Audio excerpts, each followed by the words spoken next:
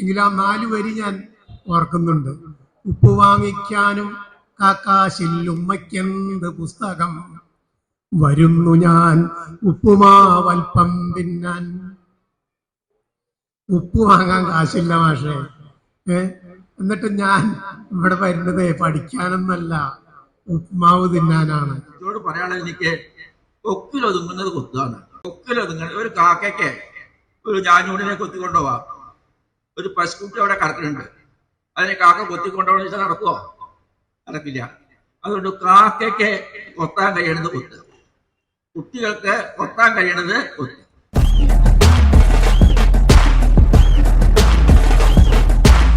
നമസ്കാരം, എല്ലാ പ്രിയ പ്രേക്ഷകർക്കും JRC റേഡിയോ വൈറ്റ് ആർമിയിലേക്ക് സ്വാഗതം. ഞാൻ RJ ലിൻസിയ. അപ്പോൾ ക്രിസ്മസ് പരീക്ഷയൊക്കെ കഴിഞ്ഞ് എല്ലാവരും വീട്ടിൽ സന്തോഷത്തോടെ ഇരിക്കുകയാണല്ലോ. എല്ലാവർക്കും JRC റേഡിയോ വൈറ്റ് ആർമിയുടെ ക്രിസ്മസ് പുതുവത്സരാശംസകൾ. ഇന്ന് നമ്മുടെ സ്കൂളിൽ RMHS ലൈബ്രറിയും വിദ്യാരംഗം കലാസാഹിത്യ സമിതിയും സംയുക്തമായി സംഘടിപ്പിക്കുന്ന വാക്കും വരയും എന്ന 2 ദിവസം നീണ്ടു നിൽക്കുന്ന ക്യാമ്പിലാണ് നാം ഉള്ളത്. ഈ ക്യാമ്പിൽ കഥ, കവിത, ചിത്രം, IT എന്നീ മേഖലകളിൽ പ്രഗത്ഭരായി നിൽക്കുന്ന അധ്യാപകരാണ് ക്ലാസിന് നേതൃത്വം നൽകുന്നത്. ക്യാമ്പിന്റെ ഉദ്ഘാടന കർമ്മം പ്രശസ്തനായ ബാലസാഹിത്യകാരൻ C. വാസുദേവൻ മാസ്റ്റർ നിർവഹിക്കുന്നു. ക്യാമ്പിന്റെ കൂടുതൽ ദൃശ്യങ്ങളിലേക്ക് ഒന്ന് നോക്കാം. വളരെ മികവാർന്ന നിലവാരം പുലർത്തുന്ന കേരളത്തിലെ ഏതാനും വിദ്യാലയങ്ങളുടെ പട്ടിക എടുത്താൽ അതിനകത്തേക്ക് കടന്നു വരുന്ന മലപ്പുറം ജില്ലയിലെ വലിയൊരു വിദ്യാഭ്യാസ സ്ഥാപനമാണ് നമ്മുടെ സ്ഥാപനം. സഹർഷം സ്വാഗതം ചെയ്യുന്നു. ഈ ചടങ്ങിൽ അധ്യക്ഷത വഹിക്കുന്നത് അപ്പോഴാണ് സൂചിപ്പിച്ചല്ലോ, എല്ലാ കാര്യങ്ങൾക്കും നാം മനസ്സിൽ കാണുമ്പോഴേക്ക് അത് പ്രാവർത്തികമാക്കുന്നതിന് വേണ്ടിയുള്ള എല്ലാ ശ്രമങ്ങളും നടത്തുന്ന ഈ വിദ്യാലയത്തെ നയിക്കുന്ന നമ്മുടെ പ്രിയപ്പെട്ട മാനേജർ മേലാറ്റൂർ പത്മനാഭനെ ഈ വേദിയിലേക്ക് വളരെ സന്തോഷത്തോടു കൂടി സ്വാഗതം ചെയ്യും. ഈ ക്യാമ്പിന്റെ ഒരു വിശദീകരണം ഇവിടെ നടത്തുന്നത്, ഈ ക്യാമ്പ് ഈ രൂപത്തിലേക്ക് പ്ലാൻ ചെയ്ത് അത് നടപ്പിലാക്കുന്നതിന് വേണ്ടി പരിശ്രമിച്ചിട്ടുള്ള വിദ്യാലയത്തിലെ സ്റ്റാഫ് സെക്രട്ടറിയും അതോടൊപ്പം സീനിയർ അധ്യാപകരുമായിട്ടുള്ള KT നാരായണൻ മാഷാണ്. മാഷെ ഈ വേദിയിലേക്ക് സ്വാഗതം ചെയ്യും. ഇതിൻ്റെ ഒരു പൊതു വിശദീകരണം നടത്തുന്നത് വിഷ്ണുനാരായണൻ മാഷാണ്. മാഷ് ജില്ലയിലെ പഴയ അല്ലെങ്കിൽ മുൻ വിദ്യാരംഗവുമൊക്കെയായി ബന്ധപ്പെട്ട് പ്രവർത്തിച്ചിരുന്ന അറിയപ്പെടുന്ന ഒരു എഴുത്തുകാരനും കവിയുമാണ്. വിഷ്ണുനാരായണൻ മാഷെ ഈ വേദിയിലേക്ക് സ്വാഗതം ചെയ്യും. ഇവിടെ വേദിയിലിരിക്കുന്ന CK ഷാജി ചിത്രകലാരംഗത്ത് വളരെ പ്രശസ്തനായ വ്യക്തിത്വമാണ്. തൊട്ടടുത്ത് നമ്മുടെ പാണ്ടിക്കാട് പ്രദേശത്തുള്ള ആളാണ്. മുൻകാലങ്ങളിൽ പല കാര്യങ്ങൾക്ക് നമ്മളിവിടെ വിളിച്ചിട്ടുണ്ട്. പല കാര്യങ്ങൾക്ക് ചിത്രകലാരംഗത്ത് കുട്ടികളുടെ കൂടെ പല കാര്യങ്ങളിലും ഇടപെടുകയും വിദ്യാലയത്തിൽ പ്രവർത്തിക്കുകയും ഒക്കെ ചെയ്തു. കഴിഞ്ഞ വർഷം RMHS കുട്ടികൾ നമ്മുടെ അധ്യാപകരുടെ നേതൃത്വത്തിൽ നടത്തിയ മാഗസിൻ ഈ പുതുമഴ പെയ്ത്താണ് ഞങ്ങൾക്ക് ഇതിന് പ്രചോദനം നൽകുന്നത്. അപ്പോൾ അരക്കൊല്ല പരീക്ഷ കഴിഞ്ഞു. നമ്മളവിടെ അരക്കൊല്ല പരീക്ഷ കഴിഞ്ഞ് ഇനിയിപ്പോൾ നമുക്ക് ക്രിസ്തുമസ്, പുതുവർഷം ആഘോഷം എന്ന് പറയുമ്പോൾ ഇപ്പോൾ നമുക്കൊക്കെ നിങ്ങളൊക്കെ അങ്ങോട്ടും ഇങ്ങോട്ടുമൊക്കെ നമ്മളെ വിരുന്നുപോക്കുണ്ടാവും, ടൂറുണ്ടാവും, അല്ലേ? പരിപാടികളൊക്കെ സംഘടിപ്പിച്ചിട്ടുണ്ടാവും. ഏതായാലും ഈ ഒരു ആഴ്ച ഒഴിവുകാലം നല്ല രീതിയിൽ ആസ്വദിക്കാനുള്ള പരിപാടികളൊക്കെ ആയിട്ട് മുന്നോട്ട് പോയിട്ടുണ്ടാവും, ഇല്ലേ? എന്താണ് ഇല്ലേ? എന്തെങ്കിലും പതുക്കെ ഉണ്ട്. പക്ഷെ അപ്പൊ നമുക്കൊരു 2 ദിവസം നമുക്കിവിടെ ഈ RMHS ഒന്ന് ഒത്തുകൂടണം. എന്തിനാ ഒത്തുകൂടുന്നത്? ആരെ ഒത്തുകൂടിക്കുന്നത്? ആരൊക്കെയാണ് കൂടുന്നത്? ശോചനീയമായ അവസ്ഥയിലായിരുന്നു ഒരു കാലത്ത്. ഇന്ന് മലപ്പുറം ജില്ലയിലെ ഏറ്റവും മികച്ച ഒരു വിദ്യാലയമാണ് ഈ സ്ഥാപനം. അത് ഇവിടുത്തെ അധ്യാപകരുടെയും അപ്പോട്ടനെ പോലെയുള്ള ഇതിൻ്റെ മാനേജർമാരുടെയും ഒക്കെ കഠിനമായ പ്രയത്നം കൊണ്ടാണ് ഇവിടേക്ക് എത്തിച്ചേർന്നത്. അവരൊക്കെ ഞാൻ അഭിനന്ദിക്കുകയാണ്. നിങ്ങളൊക്കെ കവിത എഴുതുന്നവരുണ്ട്, കഥ എഴുതുന്നവരുണ്ട്, ചിത്രം വരയ്ക്കുന്നവരുണ്ട്, IT മേഖലയിൽ പ്രവർത്തിക്കുന്നവരൊക്കെ ഉണ്ട്. എനിക്ക് നിങ്ങളെയൊന്നും പറഞ്ഞാലുള്ള കുഴപ്പമൊന്നും ഉണ്ടായിരുന്നില്ല. എനിക്ക് പറയാനുള്ളത്, നിങ്ങൾക്കൊരു ഭാവനയൊക്കെ വേണം. ഭാവന ഉണ്ടാവും. അതുപോലെ തന്നെ എഴുതാനുള്ള ഒരു വാശി ഉണ്ടാവണം, അതും ഉണ്ടാവും. അത് ഉണ്ടാക്കാനുള്ള പ്രേരണ ഇവിടെ നിന്ന് കിട്ടും. ഈ കവിത എന്ന് പറഞ്ഞാൽ അത് ഇപ്പൊ പഴയ ഉള്ള കവിത എഴുതാനുള്ള ഒരു പ്രയാസവും ഇഷ്ടംപോലെ കവിത എഴുതാം. വരി ഇന്നത് വേണം, അക്ഷരം വേണം, അങ്ങനെയൊന്നുമില്ല. എഴുതണത് ആൾക്കാർക്ക് മനസ്സിലാവണം, അത്രയേ ഉള്ളൂ. കവിത എഴുതുന്നതുകൊണ്ട് അതാ പറയാനുള്ളത്. മനസ്സിലാവുന്ന ഭാഷയിൽ എഴുതുക. കവിതയ്ക്ക് ഒരു ഭാഷയുണ്ട്, വെറും ഗദ്യമല്ല കവിത. ഒരു ഒറ്റ ഉദാഹരണം ഞാൻ പറയാം. വീട്ടിലെ അമ്മ നിലവിളക്കില് തീപ്പെട്ടി വരച്ച് വിളക്ക് കത്തിക്കുകയാണ്. ഇതങ്ങനെ പറഞ്ഞാൽ കവിതയാവില്ല. വിളക്കിൽ അമ്മ തിരിയിട്ടു, എണ്ണ പറന്നു, തീപ്പെട്ടി വരച്ചു, കത്തിച്ചു. ഒരു കുട്ടി പറയാണ്, അമ്മ തീപ്പെട്ടി എടുത്തു, തീപ്പെട്ടി വരച്ചു, തീപ്പെട്ടിക്കോലിന്റെ അറ്റത്ത് ഒരു മുക്കുറ്റി പൂവ് വിരിഞ്ഞു. എന്താണ് മനസ്സിലായോ നിങ്ങൾക്ക്? ആ മുക്കുറ്റി പൂവ് ഈ തിരിയെ കടന്നു ചുംബിച്ചു, കത്തു വീണു. ഇത് കവിതയാണ്. പറയുമ്പോ അക്ഷരങ്ങളൊക്കെ ഒന്നാണ്, പക്ഷെ പറയുന്ന രീതി ഉണ്ടല്ലോ, ആ രീതിയാണ് ശ്രദ്ധിക്കേണ്ടത്. അത് ശ്രദ്ധിച്ചാൽ കവിത എല്ലാവർക്കും ഉണ്ട്. പണ്ടത്തെ മാതിരി യാതൊരു പ്രയാസവും. ഞാൻ കൂടുതൽ പറയില്ല, കാരണം എന്നേക്കാൾ കൂടുതൽ കവിതയെക്കുറിച്ചൊക്കെ ക്ലാസ് എടുക്കാൻ പറ്റിയ ആൾക്കാർ ഇവിടെയുണ്ട്. ഞാൻ അതിലേക്ക് കടക്കുന്നില്ല. കഥ അങ്ങനെയാണ്. കഥയും നമ്മൾ മനസ്സിലാവുന്ന ഭാഷയിൽ കുട്ടിയോട് പറയാനുള്ളത്, എനിക്ക് കൊക്കിലൊതുങ്ങുന്നത് കൊത്താണ്. ഒരു കാക്കയ്ക്ക് ഒരു ഞാഞ്ഞൂടിനെ കൊത്തിക്കൊണ്ടുപോവാം. ഒരു പശുക്കുട്ടി അവിടെ കറക്കുന്നുണ്ട്, അതിനെ കാക്ക കൊത്തിക്കൊണ്ടുപോകണമെന്ന് വെച്ചാൽ നടക്കുമോ? നടക്കില്ല. അതുകൊണ്ട് കാക്കയ്ക്ക് കൊത്താൻ കഴിയണത് കൊത്ത്, കുട്ടികൾക്ക് കൊത്താൻ കഴിയണത് കൊത്ത്. നിങ്ങൾക്ക് അറിയണത് നിങ്ങളുടെ ചുറ്റുപാടുമുള്ള അനുഭവങ്ങൾ, നിങ്ങളെ വീട്ടിലുള്ളത്, നാട്ടിലുള്ളത്, വിദ്യാലയത്തിലുള്ളത്, അത്തരം അനുഭവങ്ങൾ നിങ്ങളുടെ മനസ്സിലേക്ക് കടന്നത്. എല്ലാവരും കടക്കില്ല, ചിലത് വല്ലാണ്ട് വേദനിപ്പിക്കും. ഇപ്പൊ ഞാനൊക്കെ പഠിപ്പിച്ചിരുന്ന കാലത്ത് ശിക്ഷാക്രമങ്ങളൊന്നും ഇല്ലാത്തതുകൊണ്ട് മാഷന്മാരുടെ വേദനയൊന്നും ഉണ്ടാവില്ല. തമ്മിൽ കളിച്ചിട്ടൊക്കെ ആയിട്ട് ചിലപ്പോൾ ചില ചില്ലറ വേദനകളൊക്കെ ഉണ്ടാവും. അതിനെക്കുറിച്ചൊക്കെ നിങ്ങൾക്ക് എഴുതാൻ കഴിയണ ഭാഷയിൽ എഴുതി നോക്കുക, അപ്പൊ കഥയാവും. പിന്നെ സൂക്ഷ്മ നിരീക്ഷണം. എന്തെങ്കിലും കാണുമ്പോൾ സൂക്ഷ്മമായി കണ്ടെത്തണം. വീട്ടിൽ വരുന്ന അതിഥികള്, ഞാനിവിടെ ഈയിടെ ഒരു ടീച്ചറ്, റിട്ടയർ ചെയ്ത ടീച്ചറ് ഒരു കഥ എൻ്റെ അടുത്ത് കൊണ്ടുവന്നു. കറുത്ത ബാഗ് എന്നാണ്. അതെന്താ വെച്ചാല് നമ്മളെ വീട്ടിലൊക്കെ ഇഷ്ടം പോലെ വരാറുണ്ട്. ഈ കറുത്ത ബാഗ് നോക്കി ആ കുട്ടികളും പെൺകുട്ടികളും എന്തെങ്കിലും സാധനങ്ങൾ വിറ്റിട്ട് അവർക്ക് അതിന് ഈ അവർ പഠിപ്പിക്കുന്ന സ്ഥാപനത്തിൽ നിന്ന് ഒരു സർട്ടിഫിക്കറ്റ് കിട്ടണം. അതിനുവേണ്ടി ഒരു നല്ല തറവാട്ടിൽ നിന്ന് ജനിച്ചവരാവും. എന്നാലും വീട്ടില് വന്നാൽ ഇവിടെ ഒന്നും വേണ്ട പോയിക്കോളും, അവരെ മുഖം പാടും, എന്തെങ്കിലും ഒന്നും എടുക്കില്ല, ഒന്നും വേണ്ട പഠിക്കും. അങ്ങനെ പോകുന്ന ഒരു കുട്ടിയുടെ കഥയാണ്. ഈ ടീച്ചർ വാതിൽ തുറന്നപ്പോൾ തന്നെ കുട്ടി പറയാണ്, ഒരൊറ്റ വാതിലും തുറക്കാനില്ല, ഞങ്ങളെ കണ്ടാൽ ഉള്ള വാതിലൊക്കെ അടക്കുകയാണ്. ഇത് വിറ്റിട്ട് ഇതിന്ന് കൊണ്ട ഓഫീസിലൊക്കെ അവരെ കൊടുത്തിട്ട് അതിന് കിട്ടിയിട്ട് വേണം ഞങ്ങൾക്ക് ഒരു സർട്ടിഫിക്കറ്റ് കൈക്കലാക്കാൻ. അത് ആ കുട്ടിയുടെ ജീവിതം എൻ്റെ അമ്മ മാത്രമേ ഉള്ളൂ, ഈ അമ്മയെ സംരക്ഷിക്കാൻ എനിക്ക് ബാധ്യത എന്നൊക്കെ ആ കുട്ടി പറയുമ്പോൾ നമുക്ക് തന്നെ, ഞാൻ ധാരാളം കണ്ടിട്ടുണ്ട് ഈ സംഭവം. എനിക്ക് കഥ എഴുതാൻ തോന്നിയിട്ടില്ല, ആ ടീച്ചർക്ക് അത് തോന്നി. അതാണ് കഥ എഴുതുന്ന ആളുടെ പ്രത്യേകത. സൗകര്യങ്ങളുണ്ട്, അത് നമ്മൾ ഉപയോഗപ്പെടുത്തണം. ഞങ്ങളോടൊപ്പമൊക്കെ വാസേട്ടനുണ്ട്, ഒക്കെ കവിത എല്ലാവരൊക്കെ വന്നിരുന്ന വാസേട്ടനോളം പ്രായമുള്ള PM പള്ളിപ്പാട് പിന്നെ തമാശയായിട്ട് ഇങ്ങനെ പറഞ്ഞു, കുട്ടികളെ എൻ്റെയൊക്കെ കുട്ടിക്കാലത്ത് കുട്ടികൾക്ക് ഭക്ഷണം തന്നെ കഴിക്കാനില്ല. ഏറെക്കുറെ ഞാൻ അധ്യാപകനായിരുന്ന കാലത്തും ദിവസം ഒരു 10 പേരെങ്കിലും തലയേറ്റി വീഴും അസംബ്ലിയിൽ. അപ്പോൾ അവരൊക്കെ എടുത്ത് കൊണ്ടുപോകാനായിട്ട് ഇങ്ങനെ കാത്തു നിൽക്കുകയാണ്, സന്നദ്ധ ഭടന്മാരായിട്ട്. കൊണ്ടുപോയി അവിടെ കിടത്തുക, അവർക്ക് ചായ, ചിലപ്പോൾ അവർക്ക് ഒരു കഷ്ണം പുട്ട് ഇതൊക്കെ വാങ്ങിക്കൊടുക്കണം. അപ്പം ശമ്പളത്തിൻ്റെ ചെറിയൊരു ഭാഗം അങ്ങനെ പോകും. കാരണം അവരൊന്നും ഭക്ഷണം കഴിച്ചിട്ടില്ല.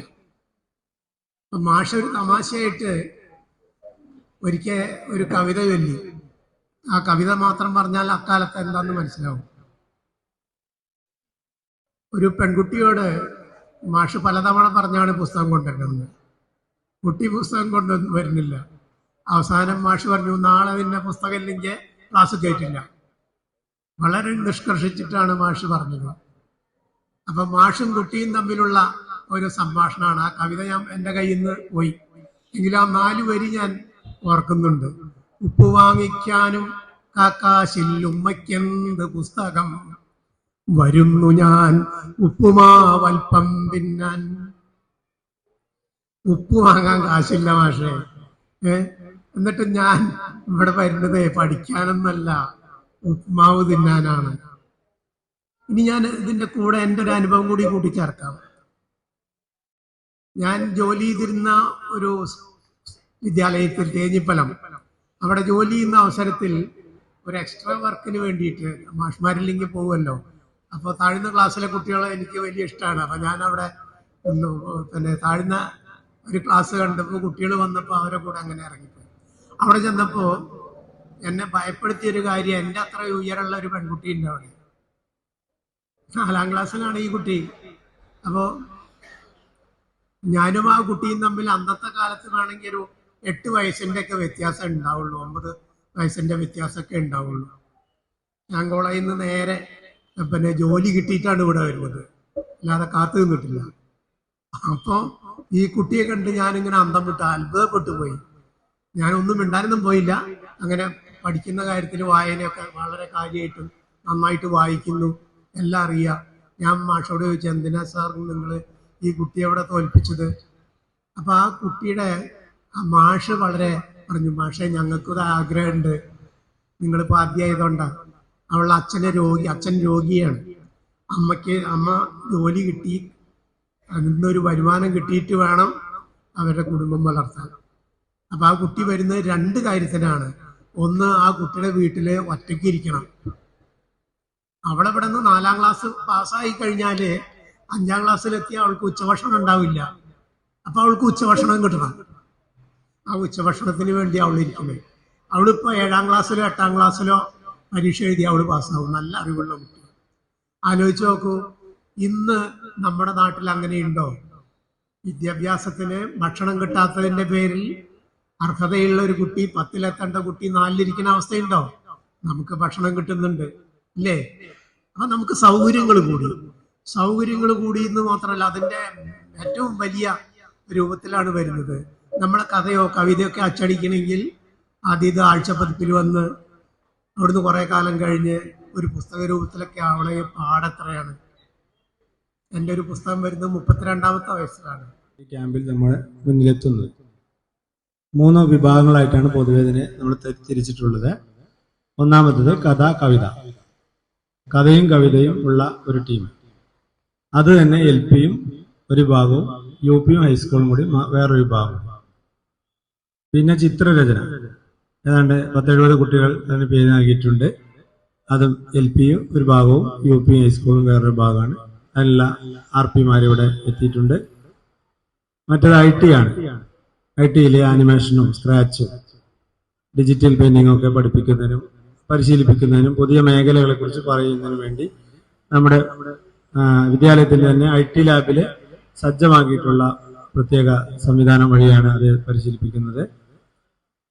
അതിന് കൈകാര്യം ചെയ്യുന്നതിനുള്ള അധ്യാപകനും ഇവിടെ അല്പസമയത്തിനുള്ളിൽ എത്തിച്ചേരും.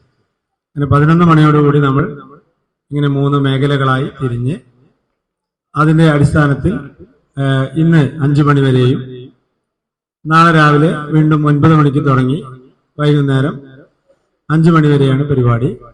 ഇതിനിടയിൽ നമ്മുടെ ചായ, ഉച്ചഭക്ഷണം, അവതരണം, അതിന്റെ തുടങ്ങിയിട്ടുള്ള ഒരു ക്യാമ്പിന്റെ എല്ലാ കാര്യങ്ങളും ഇതിന്റെ ഭാഗമായിട്ടുണ്ടാവും. നാളെ 4 മണിയോടുകൂടി നമ്മൾ വീണ്ടും ഇതുപോലെ ജനറൽ സെഷനായി ഒത്തുചേർന്ന് നിങ്ങളുടെ പരിപാടികളൊക്കെ മെച്ചപ്പെട്ട പരിപാടികൾ നമ്മളൊന്ന് റിവ്യൂ ചെയ്യും.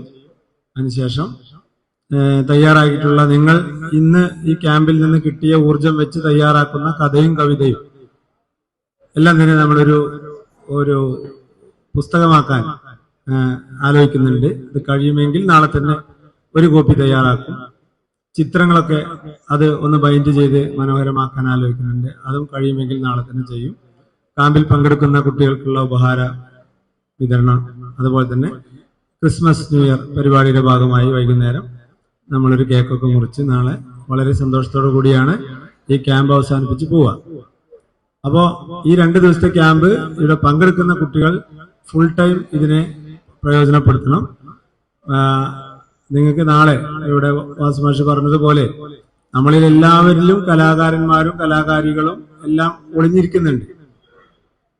അതൊരു സമയത്ത് പുറത്തേക്ക് വരും. അതിനൊരു പക്ഷേ ഒരു നിമിത്തമായിരിക്കാം ഈ ക്യാമ്പ്.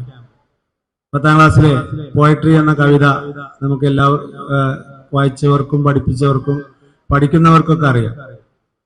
ലോകപ്രശസ്തനായ കവി പാബ്ലോ നെരൂദയുടെ പോയട്രി കവിത പഠിച്ചില്ലേ? എപ്പോഴാണ്, എങ്ങനെയാണ്, എവിടെ നിന്നാണ് എൻ്റെ ആദ്യ വരികൾ ഉണ്ടായതെന്ന് എനിക്കറിയില്ല. പക്ഷെ രാത്രിയുടെ ഏതോ യാമങ്ങളിൽ വളരെ പെട്ടെന്ന് എൻ്റെ ഉള്ളിലുള്ള ചില സർഗ ഭാവനകൾ ഉയർന്നു വരികയും ഞാൻ എൻ്റെ ആദ്യത്തെ വരി കുറിക്കുകയും പിന്നീട് ഞാൻ അങ്ങനെ എഴുതാനും തുടങ്ങി.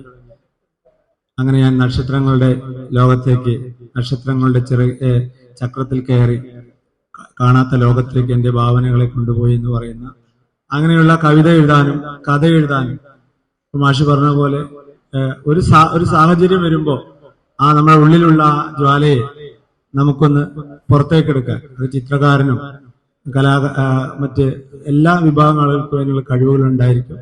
അങ്ങനെയുള്ള കഴിവുകൾക്കുള്ള കണ്ടെത്താനോ നിലവിലുള്ളത് ഒന്നുകൂടി പുഷ്ടിപ്പെടുത്താനോ കഴിയുന്ന ഒരു ക്യാമ്പാക്കി നമുക്ക് ഇതിനെ മാറ്റിയെടുക്കാൻ കഴിയണമെന്ന് മാത്രം ചുരുങ്ങിയ വാക്കുകളിൽ സൂചിപ്പിച്ചുകൊണ്ട് ഈ ക്യാമ്പ് ഏറ്റവും ഫലപ്രദവും ഫലവത്തുമായി തീരട്ടെ എന്ന് ആശംസിച്ചുകൊണ്ട് നിർത്തുന്നു.